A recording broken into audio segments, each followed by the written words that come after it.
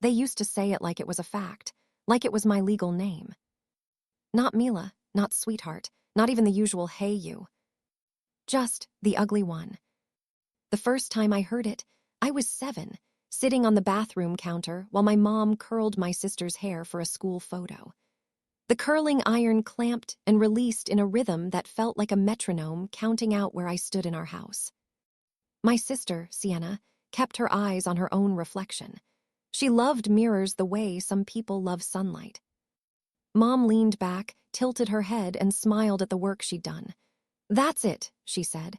"That's the face people remember." And then she looked at me, really looked like she was trying to be fair, like fairness was a difficult math problem, and she said, "Mila, you're going to have to be the smart one. You can't have it all." She said it softly, but it landed hard.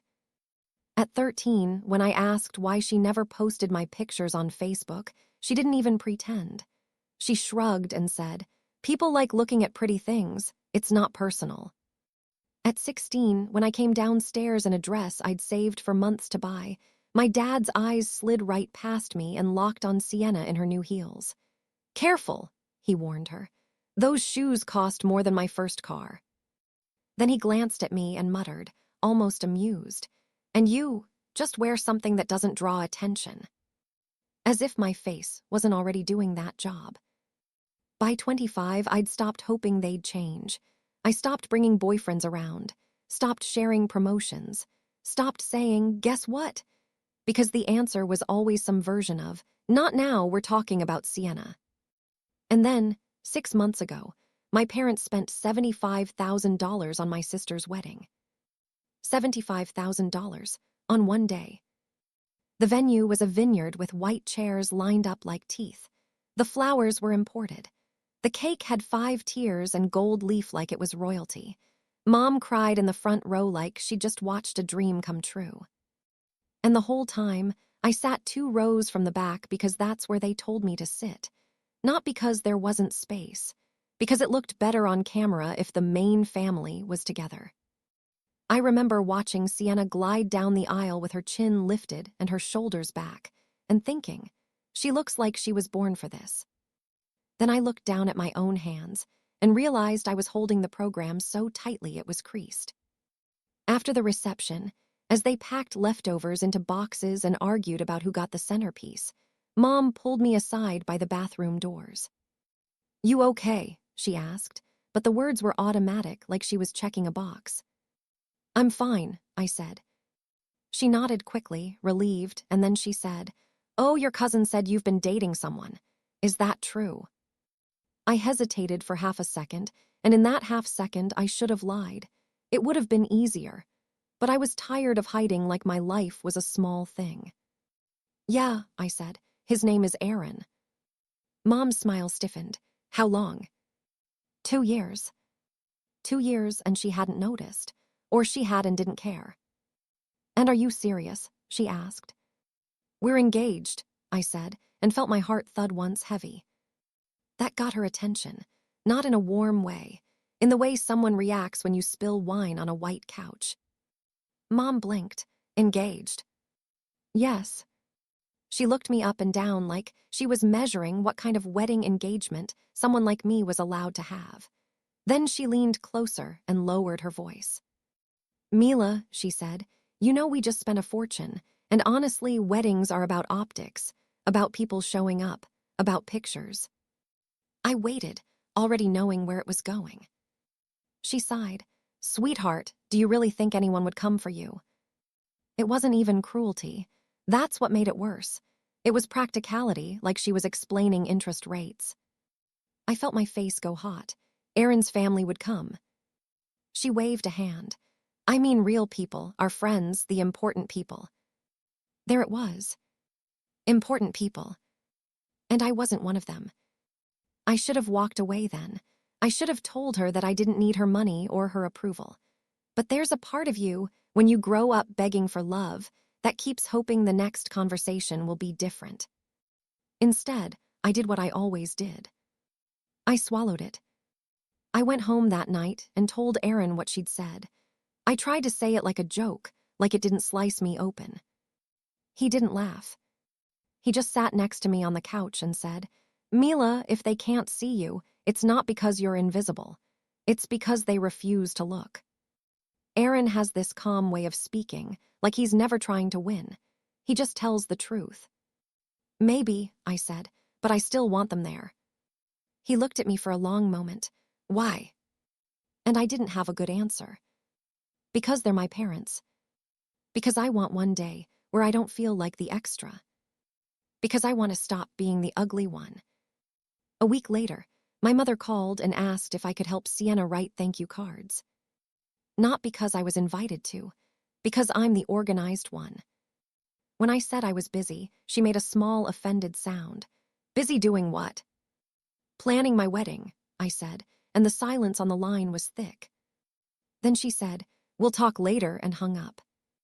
3 days after that, my father texted me a photo. It was a screenshot of a venue's Instagram page, an expensive ballroom downtown, the kind with chandeliers and marble floors. Under it, he wrote, "If you want to do it right, this is a real venue." I stared at the message until my eyes blurred. He hadn't asked about our date, our budget, what we wanted. He'd just assumed that if I was getting married, it should still revolve around their standards. I didn't respond. Aaron and I had already decided. A small ceremony, a backyard, people who actually loved us. No stage, no performance. Just real. But apparently, real isn't acceptable when you've spent your whole life as someone's contrast. Because that's what I was to them. Sienna was the pretty one, and I was the proof that she was prettier. She was the special one, and I was the example of ordinary. And every time they introduced us to someone, they did it like that. "This is Sienna," my mom would say, glowing, "and this is Mila." Not my daughters. Just the main character and the extra. So when we sent out our invitations, I didn't expect them to come. I invited them anyway because I needed to know, not for them, for me. I needed a clean answer. 2 weeks passed with no response. Then, one Tuesday afternoon, I got a call from my mother.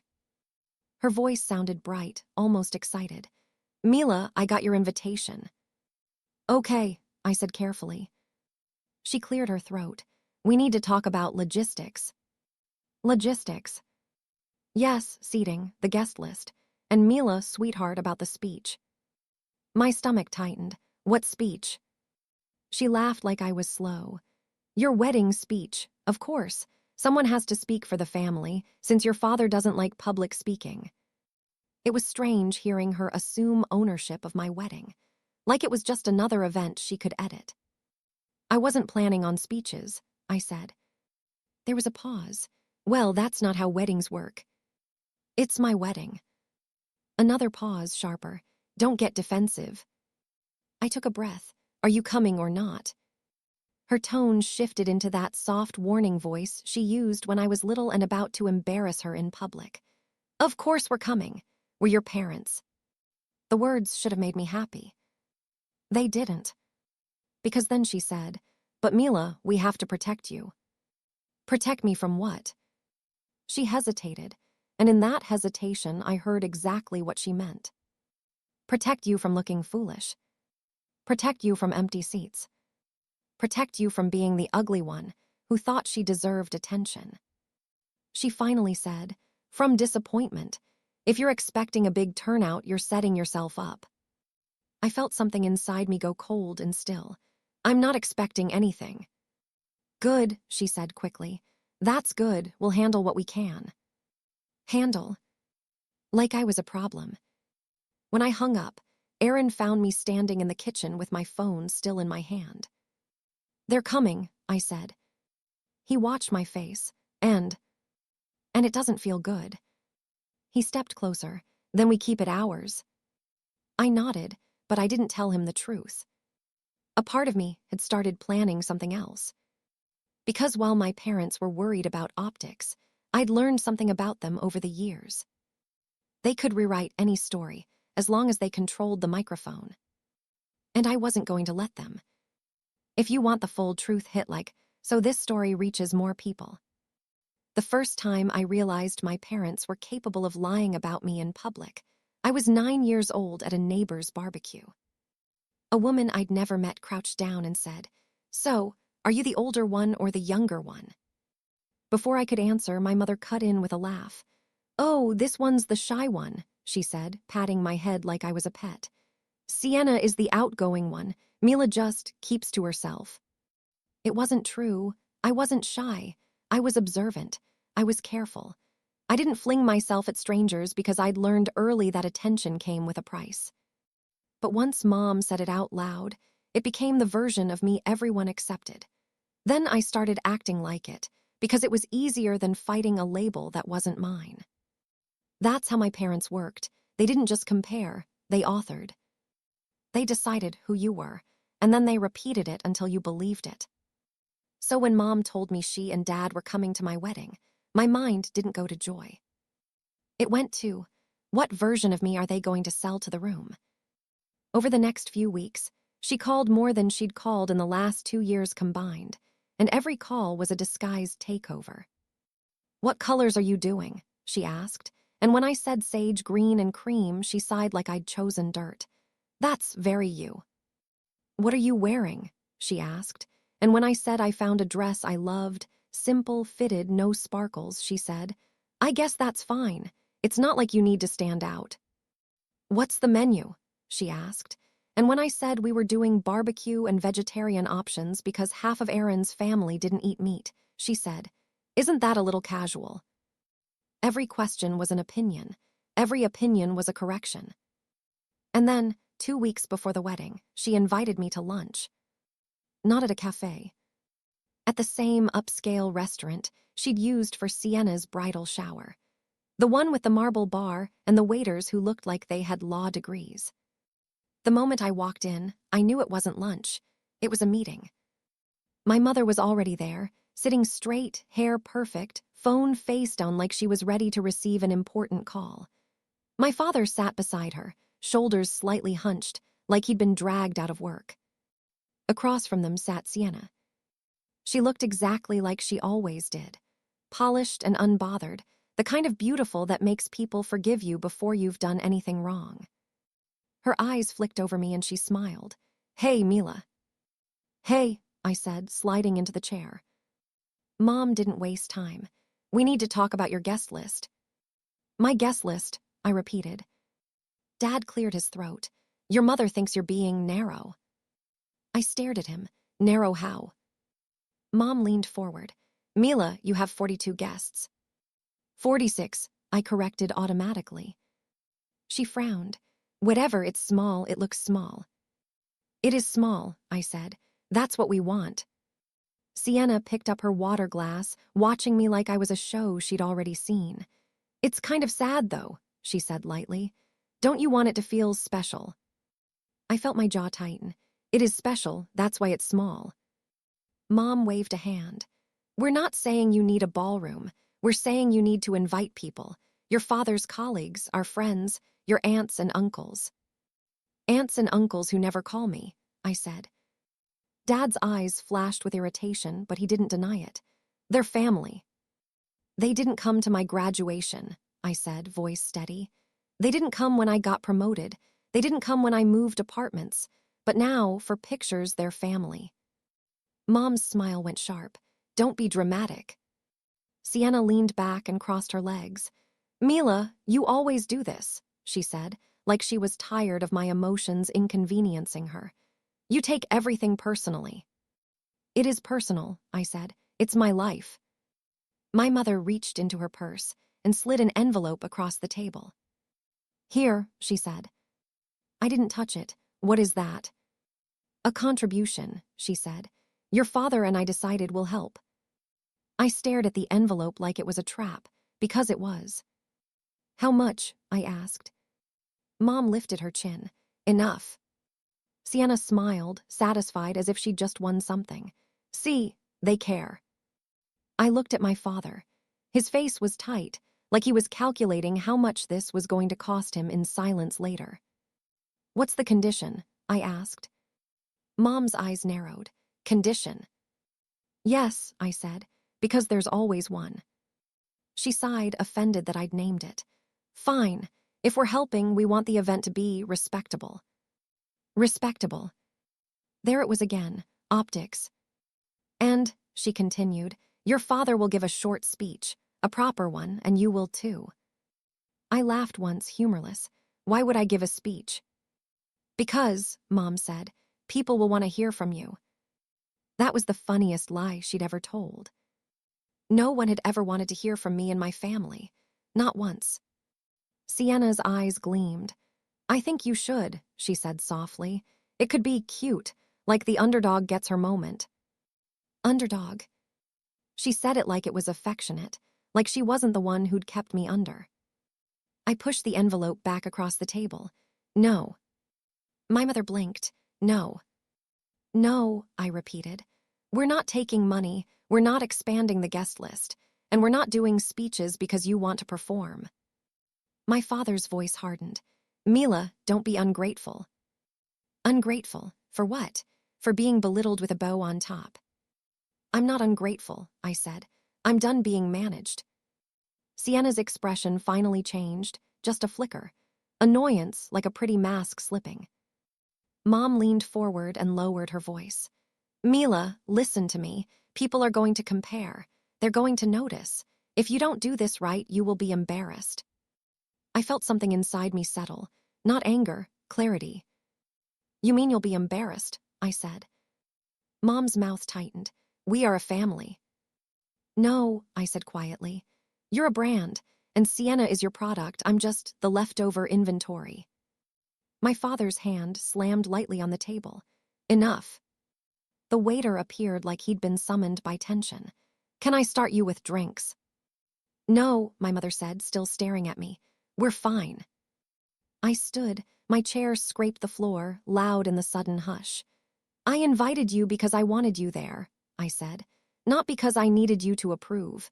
If you can't come without trying to control it, don't come. Mom's eyes widened, genuinely shocked, like she couldn't imagine a world where I spoke back. Sienna tilted her head.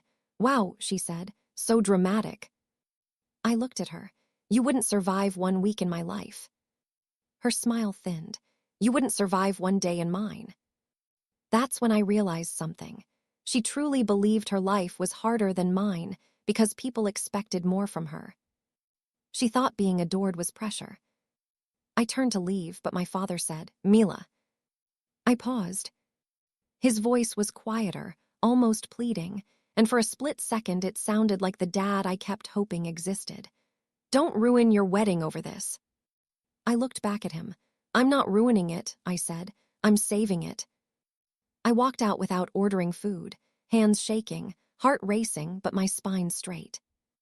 In the parking lot, I sat in my car and stared at the steering wheel until my breathing slowed. Then my phone buzzed. A text from an unknown number. You don't know me, but I was at the restaurant, and you deserve to know what they're planning. My throat went dry. I typed, who is this? 3 dots appeared, then vanished, then appeared again. Finally, a message came through. Sienna's not the only one giving a speech at your wedding. Your mom is bringing someone to fix the narrative, and it's going to hurt you. I stared at the screen. Fix the narrative. That phrase was so my mother it felt like she'd written it herself. My fingers hovered over the keyboard. I wanted to ask 100 questions, but I forced myself to ask the only one that mattered. Who are they bringing? The reply came fast. Your ex, the one you never told anyone about, the one they think will make you look grateful and humble on your big day. My blood turned to ice. Because there was only one person that could be. And if he walked into my wedding, it wouldn't just be awkward. It would be surgical. My ex's name is Cole. Even saying it in my head felt like touching an old bruise, just to prove it still hurts. Cole was my first serious boyfriend, back when I was 20 and still convinced love was something you earned by being convenient. He was charming in public and cold in private, the kind of guy who could hold a door open for strangers and then slam it on you emotionally when no one was looking. He liked me best when I was quiet. He liked me most when I apologized for things I didn't do. And my parents loved him. Not because he treated me well. They didn't care about that. They loved him because he looked right beside Sienna in photos. Tall, athletic, clean-cut. He made our family look like a brochure. The first time Mom met him, she smiled like she'd just been offered a refund on my existence. "Oh, Mila," she'd said, a hand on my shoulder, eyes shining. "See, I told you, you just needed the right kind of man." The right kind of man. Not a good one, not a kind one. A presentable one. Cole cheated on me with a coworker and then somehow convinced me it was my fault. He said I was hard to love, that I was always suspicious, that I made him feel like a criminal. I found out because the coworker messaged me on Instagram by accident, sending me a screenshot meant for someone else. When I confronted Cole, he cried, literally cried, and told me I was ruining his life. And when I finally told my mother, shaking and embarrassed, she sighed and said, "Well, what did you expect? Men like him have options." That was the day something in me snapped. I didn't tell them anything personal after that. So the idea that my mother had tracked Cole down, invited him, and planned to unleash him like a prop on my wedding day, it made my stomach churn.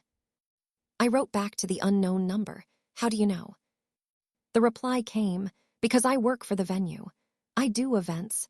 Your mom came in today asking if we could fit one more guest." Then she showed a photo and asked if this man had RSVP'd yet. My pulse pounded. I typed, "Why are you telling me?" A pause. Then, because I was the ugly one in my family too, and I would have given anything to have a warning. I stared at that message until my eyes burned. Then I called Aaron. He answered on the second ring. "Hey, love." "They're bringing Cole," I said. There was a beat of silence, and then Aaron's voice changed, deeper, controlled. "Who is Cole?" "My ex," I said. "The worst part of my early 20s. "Why would they bring him?" he asked. "To humiliate me," I said, and my voice cracked. "To make me look like I should be grateful anyone loved me. To make me small in front of everyone." Aaron exhaled slowly. "Okay, we're not letting that happen." "It's my parents," I said. "They always get away with it." "Not this time," he said. "Tell me what you need." What I needed was a lifetime in one day, to not be rewritten. "We need a plan," I said. So we made one. We didn't cancel the wedding. We didn't confront my mother because she would deny it and then do it anyway. Instead, we built a boundary in the only language my parents understood. Public. If they wanted a narrative, they were going to get one, just not theirs. 2 days later, I met with my best friend, Priya, at a coffee shop and told her everything. Priya has a gift for listening without interrupting, like she's letting your truth settle into the room before she responds. When I finished, she leaned forward and said, "Your mom is bringing your ex to your wedding." "Yes." Priya blinked. "That's not strict parenting. That's villain behavior." I laughed shaky. "I know." She tapped her nails against her cup. "Okay, when is he supposed to show up?" "I don't know," I said, "but I think they're going to do it during speeches." Priya's eyes narrowed.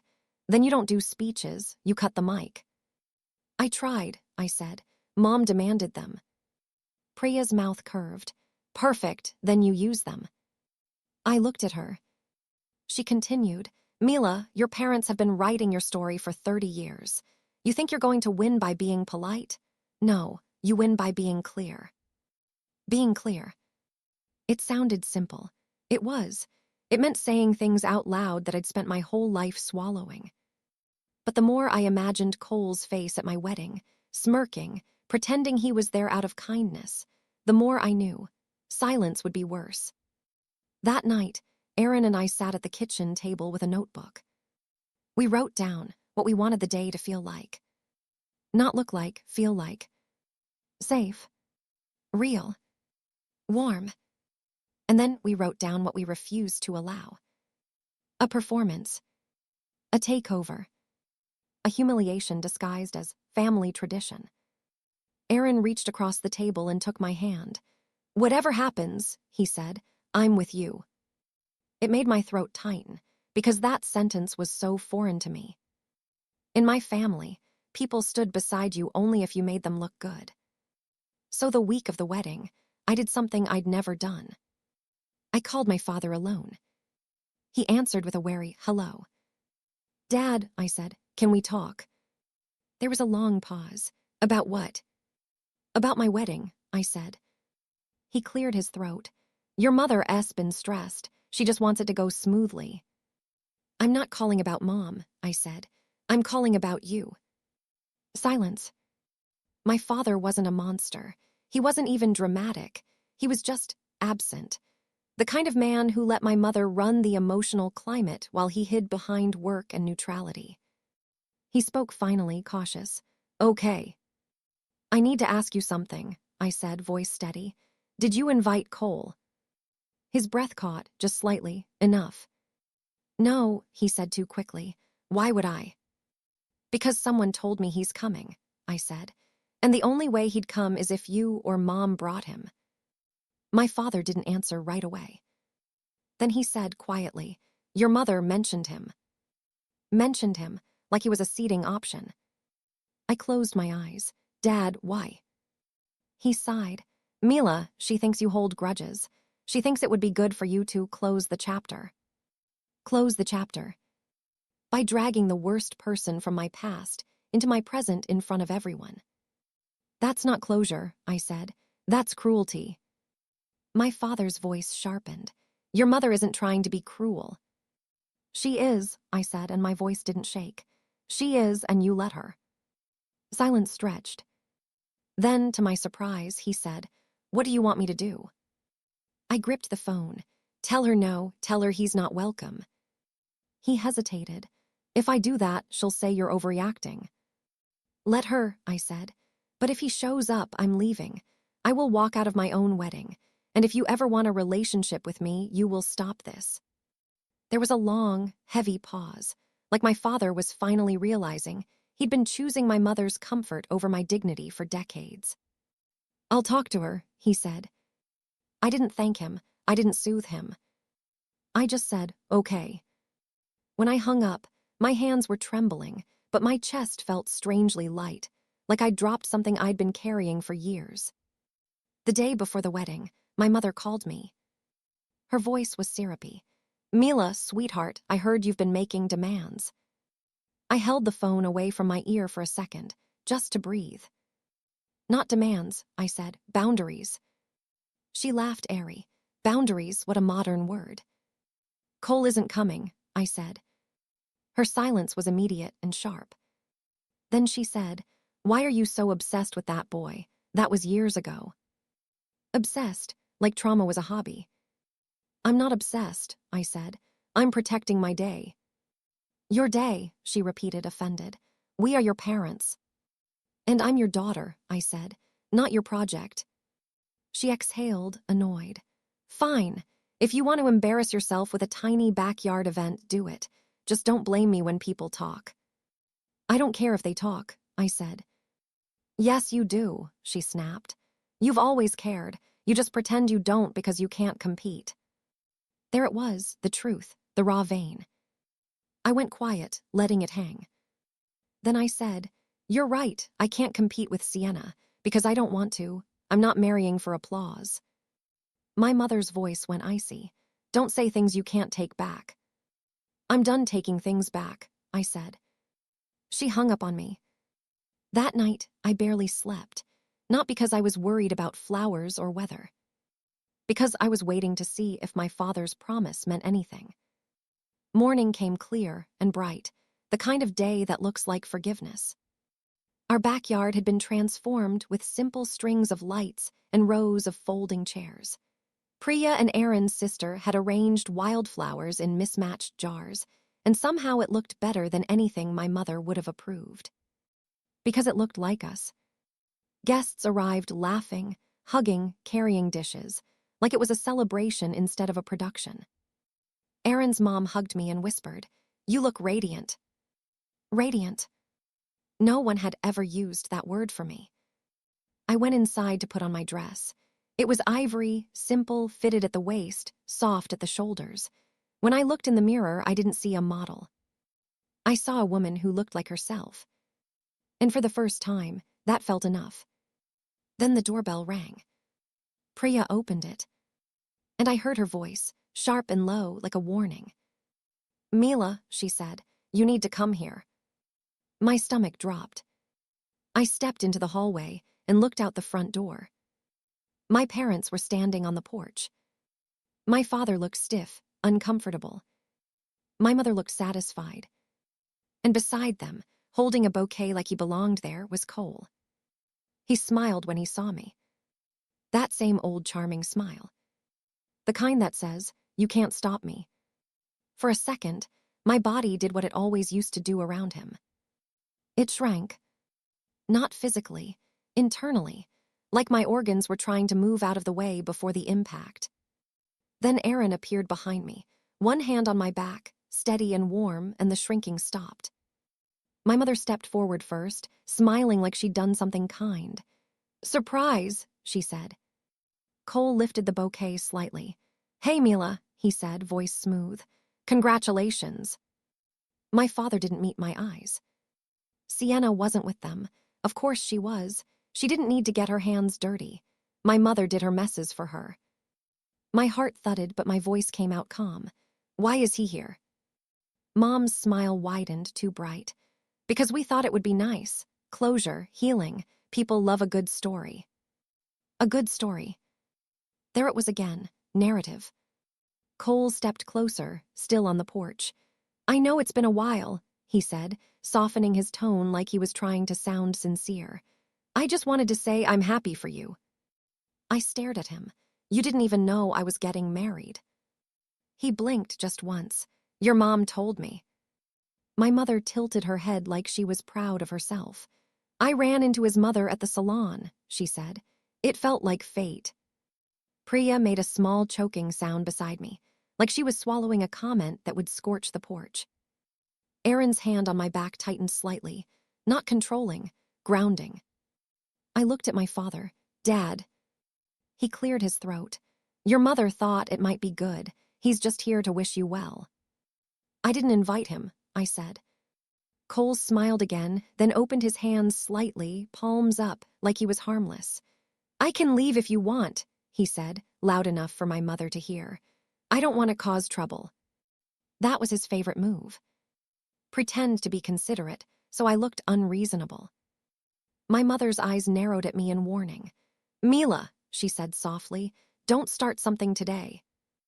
I felt my pulse in my ears. The old version of me would have smiled tightly and let him in, let the day get contaminated because I didn't want conflict. But Aaron's family was in the backyard. My friends were there. People who loved me were waiting. And I was done letting my mother decide my emotional weather. I stepped forward until I was close enough to smell Cole's cologne. That same synthetic clean smell that used to make me dizzy because I thought it meant stability. It meant nothing. "Cole," I said clear, "you need to go." His smile twitched. "Mila." "No," I said. "This isn't your moment. You don't get to be part of my life because my mother wants a scene."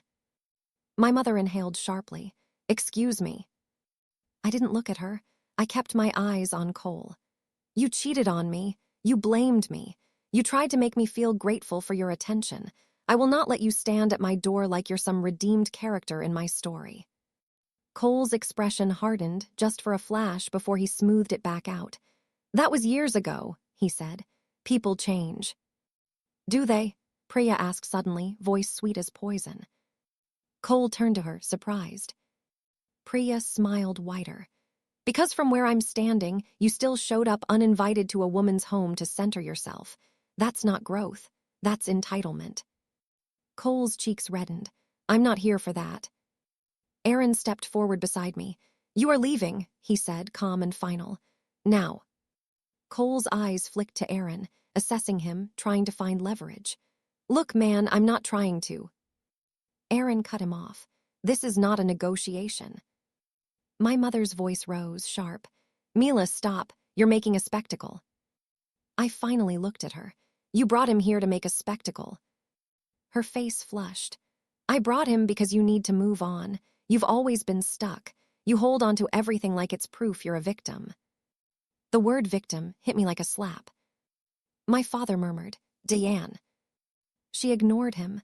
"You don't understand how people see you," she continued. "You walk around with this chip on your shoulder like everyone owes you something. We're trying to help you be palatable." Palatable. Like I was food no one wanted. I felt a strange calm wash over me, not because it didn't hurt, because it confirmed what I'd always known. "You're right," I said quietly. "I don't understand how people see me." My mother blinked, momentarily thrown off by my softness. I continued, voice even. "Because you've spent my whole life telling me what I am, and you were wrong." Her lips parted. "Mila." "I'm not the ugly one," I said. "I'm the inconvenient one, the one who doesn't fit your story, and today, for once, you don't get to edit me." The porch went silent. Even Cole looked uncertain now, because the attention had shifted away from his charm and onto the truth. I turned to him again. "Leave." Cole swallowed, then tried one last angle. "Mila, I came because I felt bad. I wanted to apologize." My mother jumped in immediately. "See, he's apologizing. This is good." I looked at Cole. "Then apologize," I said. "Right now, out loud, say what you did." His eyes widened slightly. "I." "Say it," I repeated, calm and unwavering. "Or leave." Cole's mouth opened, closed. He glanced at my mother like she'd rescue him. She didn't. She was too invested in the image of redemption. Finally, Cole muttered, "I cheated." "And," I said. He swallowed, and I lied. "And," I said again. His jaw tightened, "and I blamed you." There, the real confession stripped of sparkle. My mother's face tightened, because the apology she wanted wasn't this. She wanted a tidy line that made her look wise. I nodded once. "Okay," I said, "now leave." Cole stared at me stunned. "That's it." "That's it," I said, "because this isn't about you feeling better. It's about me being free." His expression shifted, anger quickly hidden. "Fine," he snapped, then caught himself and forced a smile. "I wish you the best." He stepped down off the porch, bouquet still in hand, then hesitated as if waiting for someone to stop him. No one did. He walked to his car and drove away. My mother stood frozen for a second, like she couldn't believe her little plot had failed. Then she turned on me. "Are you proud of yourself?" she hissed, "humiliating him." I stared at her. "You humiliated me," I said, "for 30 years. My father's face crumpled slightly, like he'd been holding back something and it was finally leaking out. "Mila," he said softly. But my mother wasn't done. "This is why you'll never be like Sienna," she said. "She knows how to behave." Priya let out a small laugh. "Oh, does she?" she said. My mother's head snapped toward her. "Excuse me." Priya folded her arms. "Should we talk about behavior? Because Sienna's wedding was exactly a masterclass in morals." My stomach dipped. I hadn't told Priya everything, not all of it. My mother's eyes narrowed. "What are you implying?" Priya didn't flinch. "I'm implying that you should stop using Sienna as a measuring stick for Mila, when Sienna has been lying to you for years." My father stiffened. "Priya," he warned, like he could control this with tone. Priya shrugged. "Mila deserves a peaceful wedding," she said. "So I'll stop, but maybe you should ask yourselves why you're so afraid of her having one." My mother's face went pale, then red. "This is not your business." Priya nodded, unbothered. "Then get off her porch." My mother looked like she might actually lunge. Instead, she turned to me, eyes bright with fury. "Fine," she said. "Have your little backyard wedding, but don't expect us to sit there and be treated like villains." "You're not villains," I said, voice calm. "You're just not in charge." That landed. My mother's mouth tightened, and she looked to my father, waiting for him to back her up, to restore the old order. He didn't. He just stood there, staring at the porch boards like they might open and swallow him. Then finally, he said, "Diane, we should go sit down." My mother's head whipped toward him. "What?" He swallowed hard. "We came to watch our daughter get married," he said, "not whatever this is." The air shifted again, like the world tilted half an inch. My mother stared at him, betrayed. Then she turned away sharply and marched toward the backyard, heels clicking like gunfire. My father lingered. He looked at me, really looked at me, and his voice came out rough. "I'm sorry," he said, "for all of it."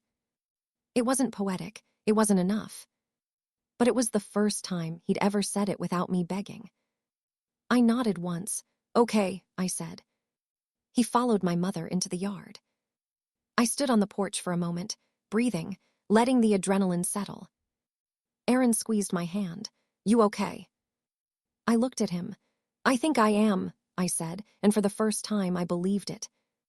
We walked into the backyard together. People turned and smiled. Someone handed me a glass of water. Someone adjusted the strap of my dress. Someone said, "You look beautiful," and it didn't sound like pity. The officiant, Aaron's uncle, asked if we were ready. I glanced across the chairs and saw my parents sitting in the second row. My mother's face was stiff, eyes forward, like she was forcing herself to be present. My father looked shaken, like he'd just realized he'd been absent for decades. And behind them, in the third row, was Sienna. She hadn't been invited, I knew that. And yet there she was, wearing a pale pink dress, hair perfect, lips glossy, looking around like she was evaluating the set. My chest tightened. Because Sienna didn't come for me. Sienna came for control. She caught my eye and smiled, small, knowing. Then she lifted her phone and angled it slightly, like she was already recording. In that moment, something clicked. This wasn't over. Not even close.